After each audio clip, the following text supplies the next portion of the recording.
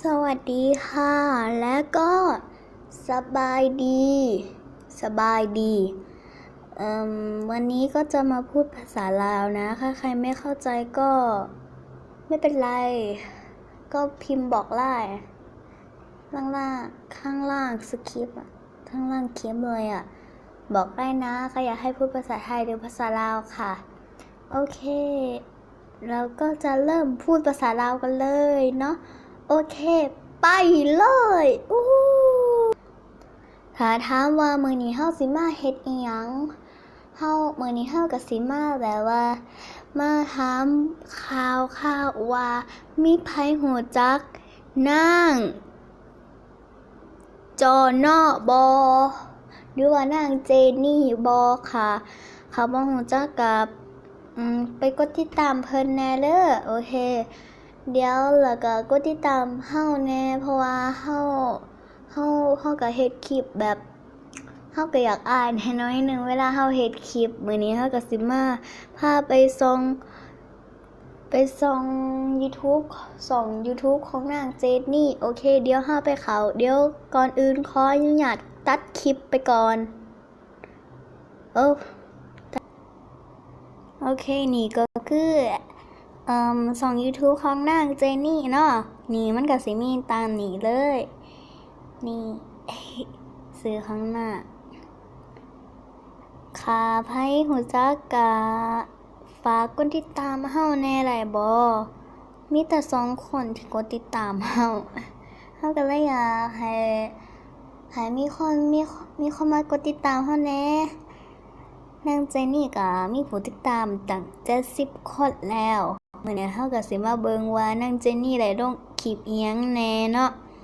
เฮาก็บ่ค่อยได้เบิ่งของนางเจนนี่เท่าใดบางคลิปเฮาก็เคยเบิ่งแล้วโอเคนี่มันว่าอิหยังนี่คลิปในแอป TikTok โอเคก็เข้าไปเบิ่งเลยเนาะเน็ตเฮาอาจจะช้าไปแน่น้อยนึงเพราะว่าเฮาก็เติมเน็ตไปมื้อเช้านี้มันก็เลยค้างโอเคได้หน่อยแหละ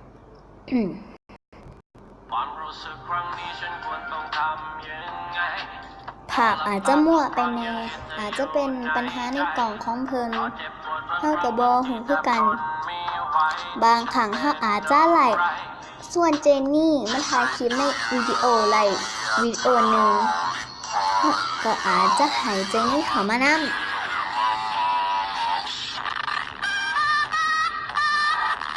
เด้มั่วแล้วทำให้ท่านอยู่ที่ไหนเป็นไรไหม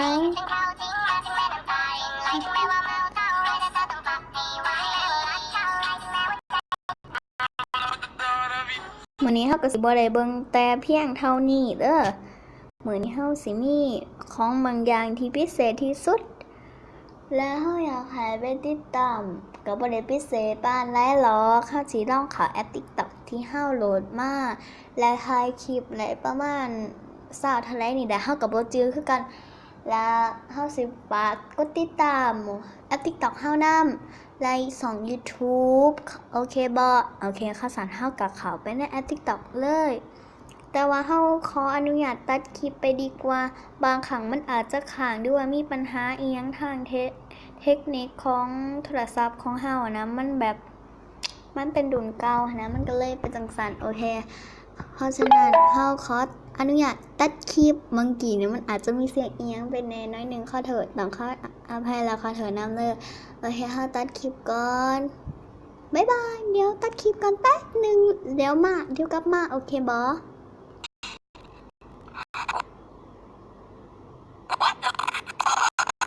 โอเคเฮาเขามันแล้วเนาะในแอป TikTok ของเฮาแต่ว่า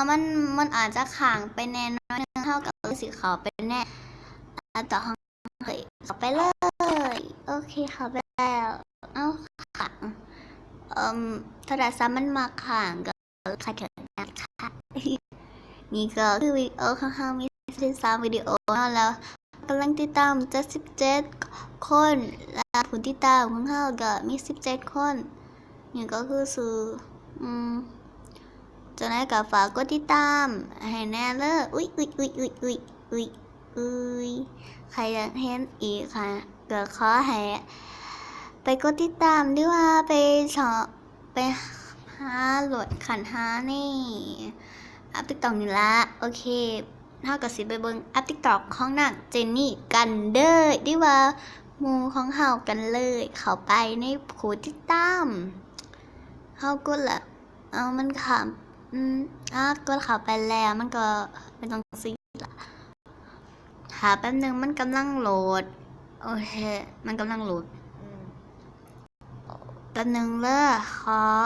สคริปต์อีกครั้งนึงโอเคตอนนี้มันก็ไล่แล้วเนาะเฮาก็มาเบิ่งกันเลยอันนี้ก็สิเป็นโมของเฮาทุกคนเลยนะอันนี้ทางนึงแต่ว่ามองนี้ก็อาจจะเป็น2เฮาอีกทางนึงแต่ว่ามันบ่ทันมีคลิปเพราะว่าเฮาบ่ทันมีเพลงที่จะถ่ายนะอันนี้เลยนี่ก็คือแอป TikTok ของนางเจนนี่เนาะเฮาก็สิลองเข้าไปเบิ่งว่ามันจะมีวิดีโอหรือบ่เข้าไปเลยค่ะไปเลยค่ะอีกแล้วขอโทษค่ะแป๊บนึงเลยโอเคมาโอ้เจนนี่นางสาวเจนนี่มีผู้ติดตามกำลังติดตาม736 คน และผู้ติดตาม442 คนสมาหลายแท้เนาะนางเจนนี่ นี่ก็คือวิดีโอของนางนะใครอยากส่งเบิ่งก็ไปหาไลน์นี่ก็คือไปหาพิมพ์เอาเองเฮาก็อ่านภาษาอังกฤษบ่ออกหรอกเฮาก็อ่านบ่ออกอีดีหั่นแหละแต่ว่าเฮาเว้าได้เลย JEMMY ส่วนไปเลยค่ะแล้วก็หัวจะสีเขียวสีดำอะไรอย่างแบบนี้กระดินโตในแป๊บหนึ่งสงสัยดินโต โอเคเพิ่นบ่มีแต่2เดียวแต่ว่าเพิ่นมีหลาย2หลายหน้ามี3มองนี่ก็คืออีก2นึงของเพิ่นก็คือแบบมีโทรศัพท์หลายอันนะก็เลยแบบมีหลายอันโอ้หนักเอ้ยอายุ9 ปีเรียนอยู่ LS โสดอีกครับ จีบเลยด้วยคำหน้าคนนี้ค่ะนี่ก็คืออีก2ของเพิ่นเนาะก็สามารถไปติดตามหรือว่ากดติดตามไลค์แล้วฝากกดติดตามให้เฮานำมีอีก2แต่ว่าให้ไปหาเอาเองพิมพ์ตามนี้เลย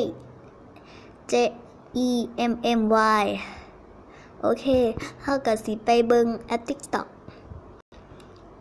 เอาก่อน I love the hair of the apple ห้องถูกหรือบ่ฮู้2ที่เฮาอยากให้ทุกคน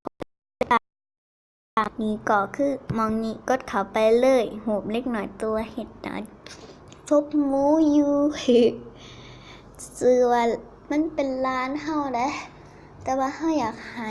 ทุกๆคนทุกท่านกดติดตามเนาะร้านเฮาแน่นี่ฝากกดติดตามน้องดิวแน่เด้อฝากกดติดตามน้องดิวให้ด้วยนะคะมัน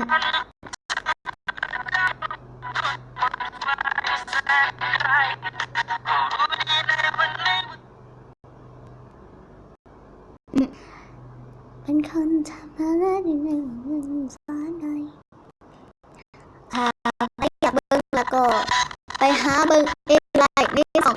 ถอดอยู่เนาะโอเคอันนี้มันก็อาจจะเฮิงไปแน่มื้อนี้เฮาก็อาจจะถ่ายวิดีโอประมาณเลิกแห้งนี่จังหม่องแล้วเฮาไปเบิ่งก่อนว่าจังหม่องแล้วเดี๋ยวเฮาดูพวกวิดีโอพวกนี้ก่อน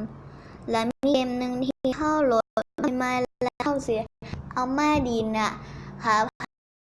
กินอีหยังหั่นนะก็บอกได้เลยที่ซ่องเมษาเลยค่ะบ่ฮู้ว่าสิใส่ชื่อหยังก็เลยใส่ชื่อเฮาเอาเลย มันก็ธรรมดาไปแน่บ่คือนางเจนนี่ ไฮโซอีหยังเนี่ยล่ะนางเจนี่แบบก็ฝากไปกดติดตามนอกร้านวิวฝากติดตามร้านวิวและนางเจนี่แล้วก็เฮานำเด้อฝากกดติดตาม3 ช่องขอแล้วนะขอติดตามให้เฮาแน่เลยขอนะขอแล้วเลยขอเลยขาบ่ไลค์ก็บ๊อบอีหยังดราม่าไปอีกค่ะมื้อนี้ก็น่าจะจบเพียงเท่านี้มื้อหน้าเฮาอาจจะดินเกมผีหรือว่าดินเกมปริศนาหรือว่ากินเอียงแพทขาดท้ายหรือว่าส่วนนางใจนี่มาถ่ายวิดีโอนำอาจจะเป็นไลฟ์แต่ว่าในมื้อนี้เฮาก็อาจจะปิดคลิปก่อนโอเคบางครั้งเฮาอาจจะถ่ายวิดีโอในเกมนี้ไขปริศนาและหาเบิ่งกันเลยเดี๋ยวมื้อนี้เฮาก็จบไปเพียงแต่เท่านี้แต่ว่าเดี๋ยวขอตัดคลิปแป๊บนึงแล้วก็สิมาบอกอีกอย่างนึงว่าที่เฮาจะมาบอกก่อนจบคลิปนี้ก็คือว่าขอให้ที่เบิ่งวิดีโอเบิ่งคลิปนี้ขอแหละตามเฮาแน่ว่ากดไลค์กด Subscribe ให้เฮาแน่หลายบ่เฮาคาสันเฮาเฮ็ดแบบว่าเฮ็ดวิดีโอนี้